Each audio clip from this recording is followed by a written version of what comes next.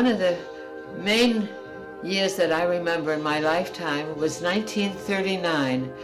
And someday, some historian will just take 1939 and start with January the 1st and go through, because it was the most interesting year. It was a year when we were still an innocent country, and by 1940 we grew up a great deal. And in 1939, I graduated from Penn State just in June of 1938, and I had just turned 20. So in 39, I was 21 years old and living in Staten Island, and I had an opportunity to work at the World's Fair that was started in March of 39. And it was a fascinating time because the World's Fair was a very happy time, and with the most beautiful exhibits of the main countries of the world, France and England and Russia, all had big exhibits and big buildings, and it was the year of the Trilon and the Paris Fair. And I had the opportunity to work for the H.J. Heinz Company, and I was known as the Heinz Pickle Girl. We gave away little pickle pins and also free food, little crackers with peanut butter and maybe cream of spinach soup. And so it was the only free food at the World's Fair, so most everybody stopped in at the Heinz exhibit sometime or other. And I happened to meet Rudy, re-meet him at the World's Fair, and he later became my husband. He was working at the Westinghouse exhibit. But it was a wonderful year and a happy year. The King and Queen of England came over, visited the fair. Of course, in those days, they didn't fly. You had to come by ship. And they came right by our exhibit. We girls stood in line at a corner. And I was right at the corner. I could have reached in the limo and touched the Queen, because she was sitting on my side. And she had pink cheeks and happy smile. And the reason that they came over, I didn't think about as much then because I was young, and that they came over to see President Roosevelt to ask for help for Lend-Lease and to help England that was then at war.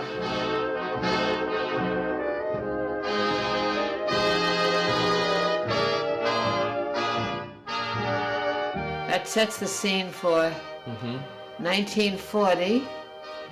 After the World's Fair, I stayed there until I guess it was the fall of 1939.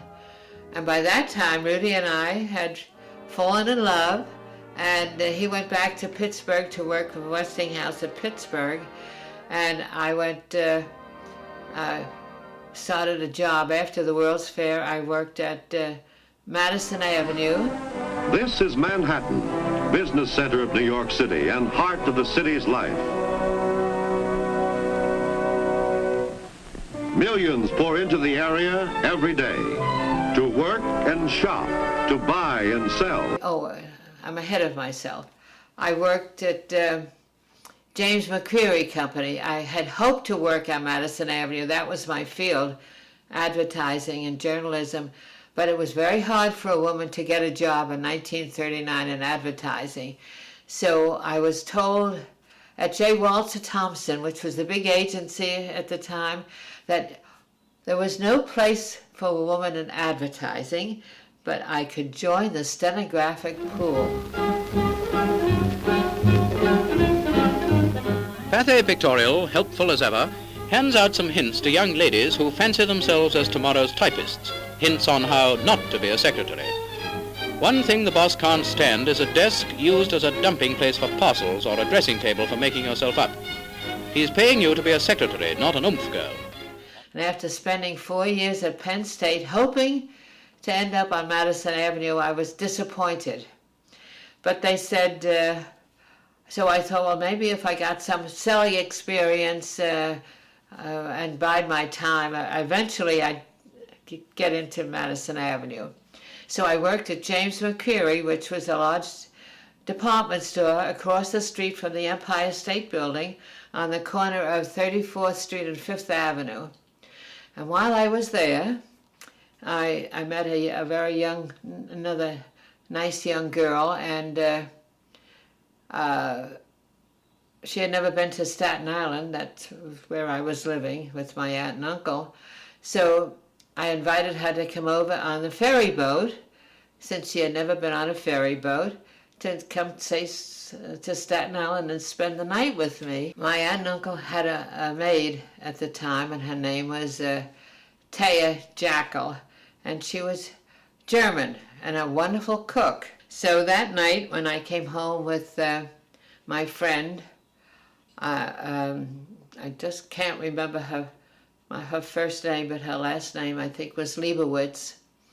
And so I introduced her to Taya when I came home, because she was going to serve us, and she did, and she served us very grumpily, and she put the dinner down on the table in a way that not her usual fashion.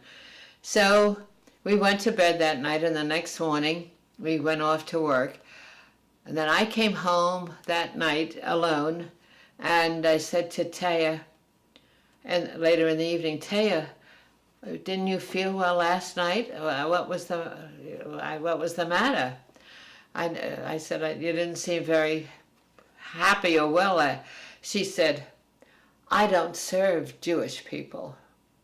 So she evidently caught the name Leibowitz and my friend, and that set the scene for a very disruptive argument that she and I had about the state of the war, because up to this time, the United States, most of the people were very isolationist. And although we knew what was going on, we didn't know the depths of it. And the fact that here I was talking to somebody that was in our house that felt that way, it brought the whole thing, after the World's Fair, the beauty of it, and the fact that England was at war with Germany, and they had already progressed in Poland, the whole thing sort of opened up, and like a bad book. And so she and I had an argument that ended this way: Miss Doris, you are going to see the Nazi flag flying over New York City. Well, then by the next day she was gone, and she turned out that she had been a Nazi agent. Interrupt this program to bring you a special news bulletin.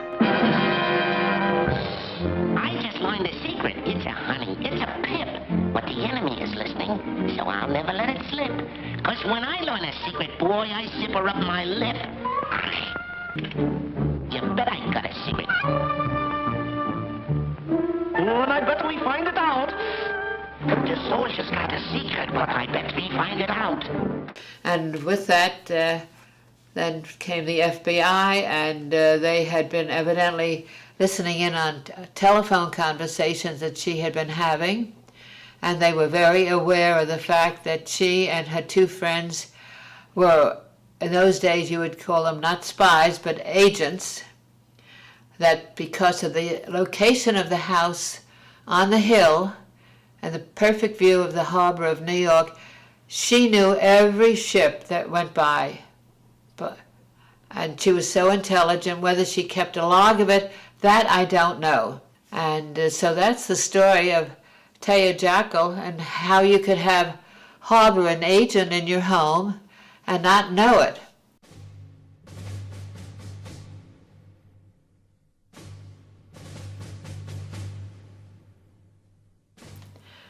Well, the day that my brother came home was, as I recall, it was a spring day, and we had dinner that night. I just remember having dinner, and Kenneth, we were all so relieved, but Kenneth was very, very nervous. And after dinner, we all went into the living room, and naturally we told him how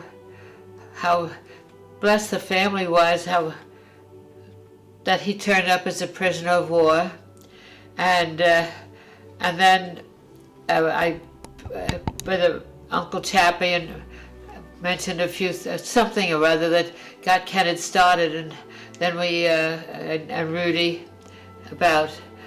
I think they might have had an after dinner drink and to sort of ease things along, and Kenneth started talking more to the men, and then one thing led to another, and we were interested in the fact we didn't get into much about the actual march through France. I don't recall much of that, but he did discuss what we now call D-Day. We didn't call it then, he called it the landing day. The curtain went up on June 6, 1944.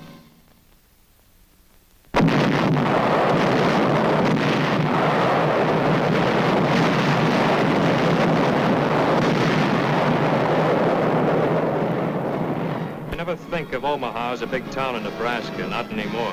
To me, it's a piece of beach in Normandy that was hell. So many of the boys drowned, and some of them that were in the boat with him drowned, and somehow he made it to the beach, and how bloody it was. We were getting crowd artillery, mortar, and machine gun fire like rain, without even an umbrella for protection. And screaming and hollering, and hollering and hollering. That's what he said. And with that, we all started to cry because he was so emotional. We were all emotional. I don't know about my uncle and Rudy, but I know Mother was crying and I was crying and Aunt Jim, we were crying. And Kenneth was crying and talking and crying and talking and walking up and down, and when he talked about his friend, the lieutenant, who lost his head on the beach, and they kind of had to go on, climb the wall, however. We came close to being rained out, all right. But when Colonel Taylor of the 16th yelled, "Get the hell off the beach," we got the hell off and ran smack into hedgerow country where the crowd set up the fields like forts, using the hedgerows for walls. And then, not too much about going through France. Maybe just mentioned about going through France and then battles in Germany. And the one battle that he talked about was the one when he was taken prisoner. And he didn't know the name of the battle then, nor did we. And it was called today it's called the Battle of Hurtgen Forest. And it was the bloodiest battle of the war. But we hadn't seen the worst yet. Hurtgen Forest showed us that. And as Kenneth said it, described it, he said, our boys were just about all killed. Today, it's quoted as 33,000 boys lost their lives. If tree burst didn't get you, the weather did. Yeah, Hurtgen really trimmed down the outfit.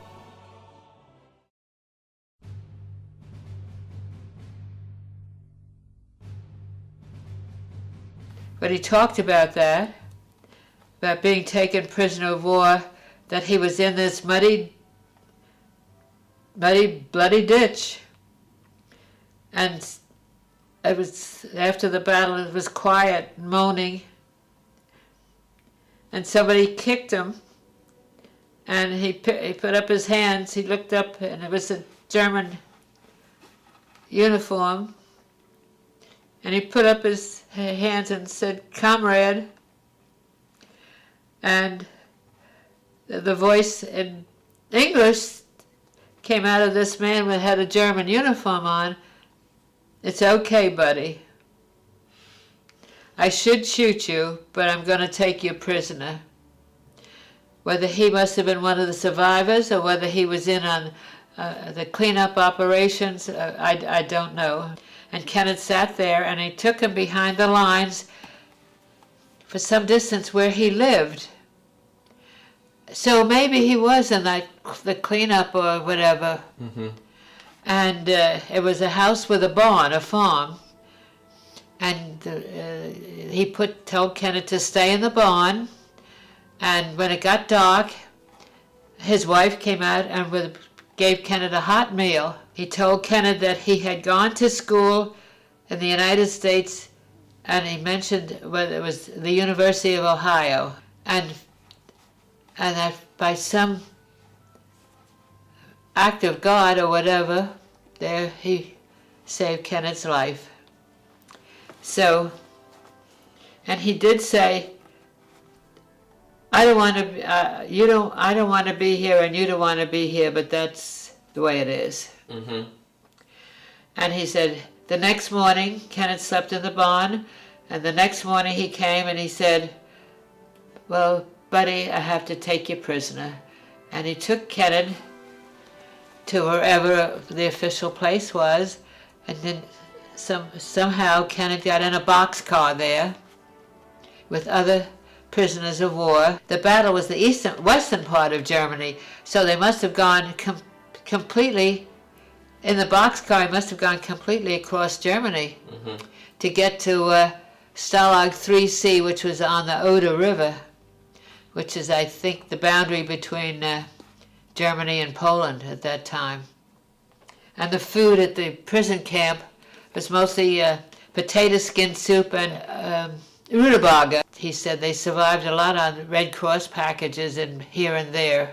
It was towards the end of the war, and when he was taken into the prison camp, there already were quite a few French boys there that evidently had been taken prisoner in the early days of the war when Germany was had Paris, had control of France. And he said that the Frenchmen was so clever that they had somehow managed to build a little shortwave radio that they kept under the boards of the floor. And they say they could keep track of pretty much they knew what was going on, and they made it out of little pieces of things that they got in the Red Cross packages, and I guess pieces of tinfoil. I really don't know, but it was very clever. He said that the boys, they were singing Christmas carols, and one of the guards, who was an older man, walked by them and without looking at them, reached in his pocket, and he had some hard candy that he had evidently gotten somewhere, and he threw it to the boys. So they had a little bit of hard candy from the prison card, and he thought then that all the Germans didn't want to be where they were either. He said that, for instance, that God showed his regard for human nature. He and two other boys decided that there was some kind of a skirmish in the front of the camp. I don't know what to call it other than a skirmish, whether somebody maybe else had tried to escape. But anyhow, there was a skirmish, and Kenneth and two other boys got out of the back of the camp, and they walked and escaped. They got into Poland and walked across Poland, mostly at night. And he said the Polish underground helped them, that the men wore something under their lapel, and if it was a member of the underground, he would just turn his lapel over and show so the boys were so Kenneth and these two knew whether they were friends or not, and would point to where to go next. And Kenneth said they approached one farm, and they were going to go in the barn and hide. And that night, they were the husband and the wife, the original owners evidently of the farm, were seen hanging. They had hung themselves to death, evidently. How long they had been there, he didn't know, but he had experiences like that. And another time, he said, they were so hungry, they had the soap with them that they had in the Red Cross packages, and they even ate some of the soap, I guess for the lard or whatever. And that they found a little baby or piglet running around in one of the farms. They grabbed it and they said they were going to cook it, but they were too hungry. They couldn't wait. They hardly cooked it when they ate the piglet. But anyhow, then they progressed through Poland, and they went along pretty much along the Russian lines. The Russians were coming west and they were going east, and they got to the supply line for the Russian army, and they walked down and got into Italy, walking. By the time they got to Italy, they were pretty emaciated. In fact, one of the boys died on the way somewhere in Poland. He didn't make it out of Poland, and then there were two of them. So the two boys, Kenneth and his companion, ended up in a hospital, army hospital in Italy, and the boys were kept there a couple of weeks.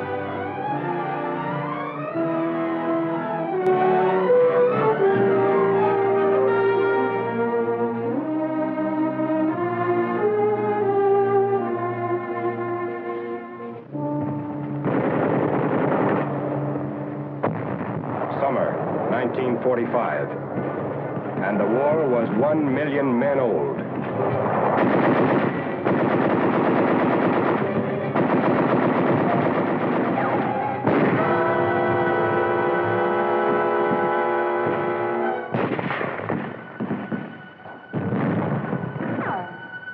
Hang on, kid. Keep your eyes shut tight and drink. They're moving you back now. Don't give up. Just hang on. The road back is bumpy and maybe the pain blurs your eyes. But listen.